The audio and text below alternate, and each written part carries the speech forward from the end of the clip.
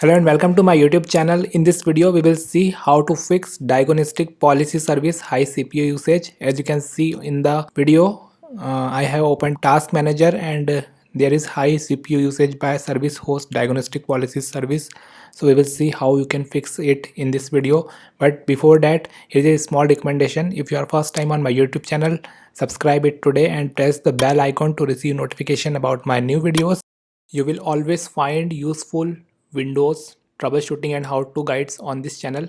Alright, so let us see how you can fix this problem.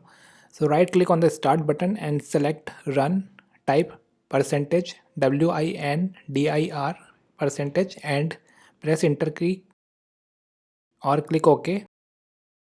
Now you will be moved to Windows root directory.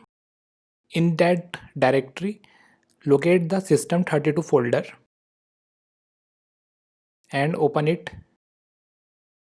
Inside the folder, you have to locate another folder named SRU and open it.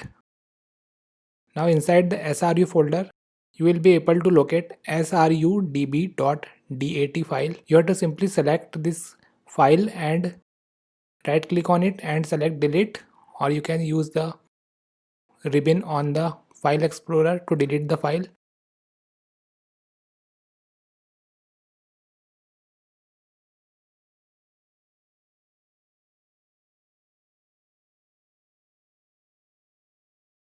Once you delete the file, after few moments, you will find that high CPU usage by diagnostic policy service is now lowered down. As you can see on my system, the high CPU usage is already lowered down and the service is now using minimal system resources. So in this way the issue is resolved. In case if you can't rename srudb.dat file, here is what you need to do. In the Task Manager window, go to Services tab, scroll down and locate DPS service.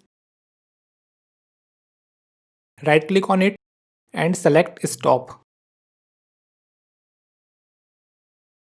Once the service is stopped, go back to the SRU folder in the File Explorer and try to delete the srudb.dat file. Now it should be deleted and you should be able to resolve the issue. So thanks for watching this video. I hope you found it helpful. Do like it, share it, and don't forget to subscribe to my YouTube channel for more videos.